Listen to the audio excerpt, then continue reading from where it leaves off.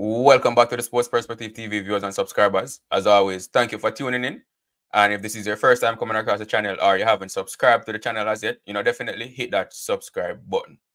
So as you can tell from the thumbnail, we'll be discussing whether or not Charles should remain in the playing 11 for this match against New Zealand, or if Shai Hope should come in.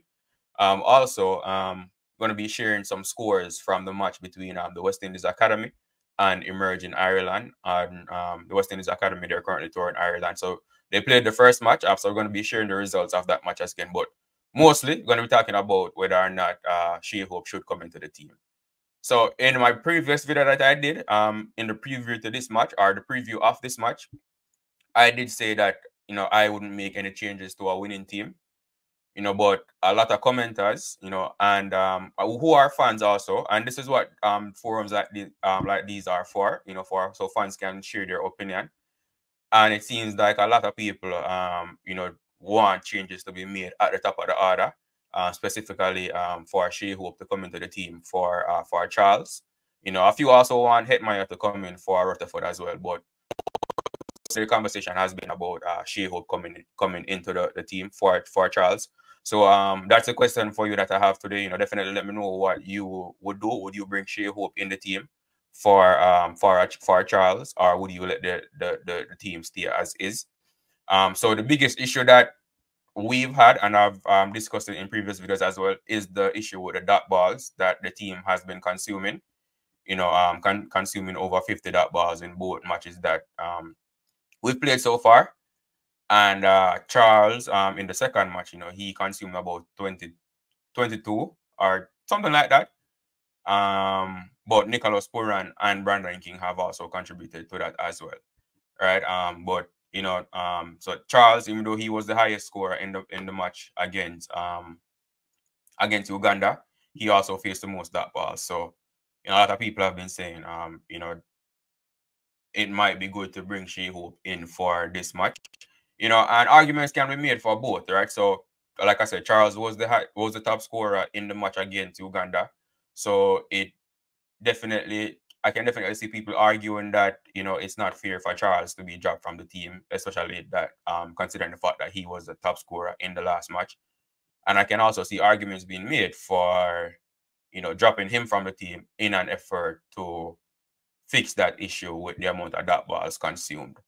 But like I said, he isn't the only batsman that's been consuming a lot of dot balls. It's been mainly Charles, King, and Pooran, who have consumed majority of the dot balls that the team have faced in the tournament so far. Brandon King, he's been in good form of late, Saw what he did in the South Africa series and in the World Cup so far. He did score a 34 from, I think it was 29 balls. And 13 from 8 balls, right? So I don't think the team will drop Brandon King based on that, based on the form that he came into the World Cup with and the scores that he's had so far in the World Cup. Nicholas Pooran, I also don't think, and I'm sure no one thinks Nicholas Pooran will get dropped. Personally, I definitely don't think so. So if Shai Hope comes into the team, but at the top of the order, it will more than likely be for Charles, right? Charles also, he didn't have the best of series against South Africa, but he did in the third match, score a half century. And like I mentioned earlier, he was the top scorer in the match against Uganda. So arguments can be made for both, whether it's leaving the team as is, which is what I would do. I would go with an unchanged team, but I definitely wouldn't be surprised if changes are made and if Shai Hope comes into the team and replace any of the openers. But I'll be more surprised if Brandon King is that opener that is replaced. I think if any changes are made to the opening spot, it will definitely be Charles that gets dropped for Shai Hope. So let me know what you think about that. Would you make that change? Do you think it's a good change to bring in Shai Hope? Shai Hope is more adept at rotating the strike. Obviously he's not a power hitter. He's a stroke player, right? And stroke player, and he runs well between the wickets as well. And he will make a conscious effort to rotate the strike, and not just depend on his boundary hitting, which, some have said that's what Charles does, depend on his boundary hitting. So let me know what you think about that. Would you make that change to bring Shai Hope into the team, as a replacement for any of the openers, right? Also, like I mentioned earlier, so the West Indies Academy, they are currently touring Ireland, and they played their first match yesterday against Ireland, emerging Ireland, I should say, right? And they lost the match. They lost the match by I think 6 wickets. So I'm going to be giving you the scores in the match. So the West Indies Academy batted first, and they got to just give me a second to pull up the score. They batted first, and they got to I think it was 200 and just give me a second to pull up the score. So the West Indies Academy.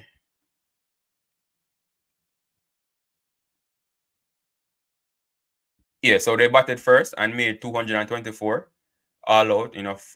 They got bowled out in 43.1 overs. And emerging Ireland in reply, they got to 227 for 4. Right. So scoring for the West Indies Academy. So we see where Leonardo Julian, he scored 82 from 61. And Carlos Bowen Tuckett, he scored 41 from 75. And Naeem Young, who was the captain, he scored 25 from 29. And they were the main scorers for the West Indies Academy. Jordan Johnson as well, he scored 20 from 17. And Joshua Bishop scored 14 from 20, and Teddy Bishop scored 10 from 30. So they were the main contributors to the West Indies Academy in their score of 224. And it's good to see because these are the young talented players that are in the Caribbean, right? And they're getting experience, doing these tours. The West Indies have been making a conscious effort to get more tours of different countries to get these young players exposure. So it's good to see that a lot of the young talented players that we even saw them in the West Indies Championships doing well. So for example, Joshua Bishop, he did well in the West Indies Championship. I think he was the leading wicket taker, in this team.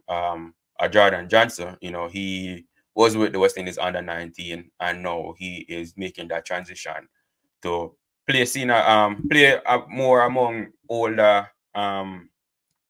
competition in an attempt to get into the West Indies team. So definitely good to see him in the team as well. Teddy Bishop also, Akeem August, Naeem Young, young talented player as well. So good to see that they're getting experience. Unfortunately, they lost the match, but definitely good that the Cricket West Indies are putting on these tours to get these young players more experience playing, and not just playing in different countries in different conditions, and not just in West Indies. That definitely would bode well for them in their development, right? Emerging Ireland, like I said, they got to 227 for 4, and there are a few halves.